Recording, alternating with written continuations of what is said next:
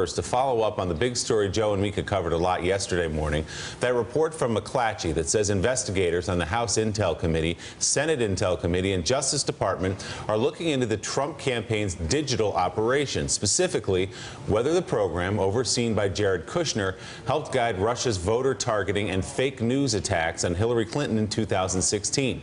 Did the campaign point Russian cyber operatives and bots to specific voting districts in specific states? One source familiar with the DOJ's probe told McClatchy they probably doubt the Russians would have known which areas to target on their own. For their report, McClatchy spoke to a former Pentagon official who just left the Department of Defense in January after serving as the Deputy Assistant Secretary of Defense for Russia and Ukraine and Eurasia. And that senior official said, quote, "There appears to have been significant cooperation between Russia's online propaganda machine and individuals in the United States who were knowledgeable about where to target the disinformation."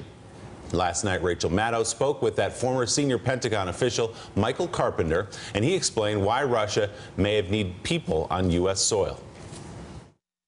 There was probably some degree of tailored messaging, in fact, down to the very precinct level, targeting swing voters in certain Midwestern states.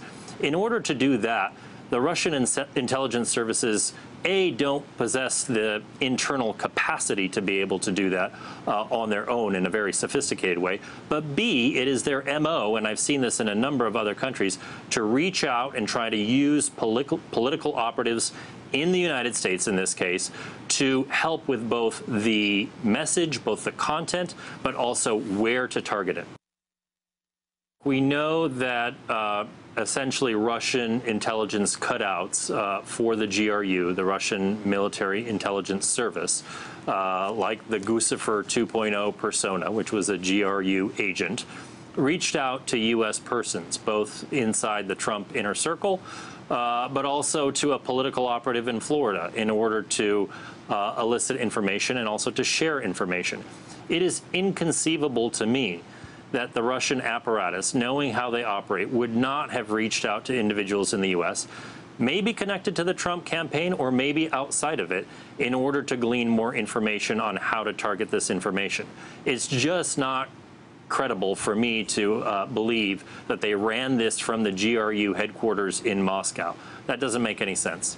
Again, that's Michael Carpenter, former senior Pentagon official, just left in January. Rick Tyler, we want to underline and make sure we point out that there is no link made yet. Absolutely no link made between this, but it is something they're looking into, and we hear someone like Michael Carpenter, who was in the department a few months ago, speak that strongly about it. It certainly wants to make you dig deeper. Well, two things. One, in this whole Russia investigation, we hear the ratchet continues to click. With every revelation, it clicks, and then there's a new set of language, a new set of talking points.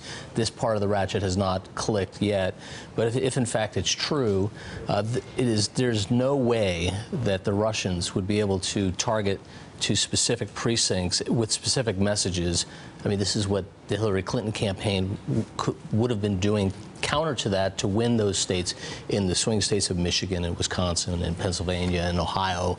And it's just not, I just don't think it's plausible if it's true that they could have done it without outside help. Now, they may have not, as was reported, may not have been directly from the Trump campaign, but they would have needed expertise. You know, the other thing, Heidi, the level of sophistication in many of these campaigns, especially at the presidential level, is astounding. Targeting voters down to a single block where they live, what their habits are, what they like, what they dislike. And it's always been a wonderment, sort of a wonderment, that the Russians were able to so skillfully hone in on specific areas of this country, specific wards and precincts. You know, I just coincidentally ran into a top Clinton official who served on the campaign yesterday at Union Station, and she said, you know, it was about this time a year ago when we started to raise flags to you all in the media. She wasn't trying to shame me, but she said about some of this targeting and the bots and the specificity of it. She said, however, never in our wildest dreams did we think that the Trump officials, that there was a potential there that people associated with the Trump campaign could actually be directing them. But now that some of this is coming out, like in the emails, they're just, even the Clinton people are shocked at how what these conversations have evolved and what the level of talks may have been. Because remember, we're not there yet, like Rick says. But we know, for example, that Stone had at least some contact with Julian Assange. We know that over Twitter, he had some contact and bragged about it with Guccifer 2.0. We're only at the beginning of figuring out what the level of that is, and like Rick says, it's really important not to prejudge this because the ratchet may not click, but there's some disturbing signs there. I was speaking to a communications director of one of the major candidates who was in there fairly towards the end and said that every time in a debate his candidate would go after Trump, the bot, they would just all kick in and they would just trace it back. It would come from various German places. It was just so clear.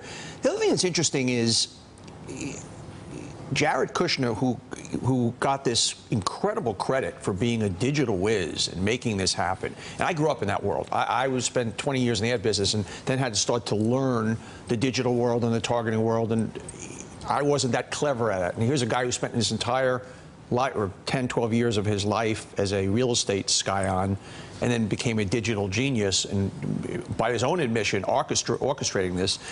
I remember at the time going, where'd that come from? but Donnie, to your point, it's and I think this can't be overemphasized. We place a lot of emphasis on digital, the targeting. Yeah. But if you don't have a message to target them with, it's worthless. So that point, you got to have the targeting, but you also have to have the right messages. And these messages seem to be, if they're right, voter suppression. Now, if that's true, then you really do have a case where the Russian influence may have turned the outcome of the campaign.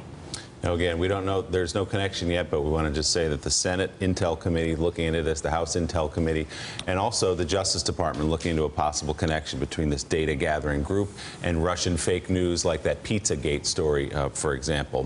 Thanks for checking out MSNBC on YouTube, and make sure you subscribe to stay up to date on the day's biggest stories. And you can click on any of the videos around us to watch more from Morning Joe and MSNBC. Thanks so much for watching.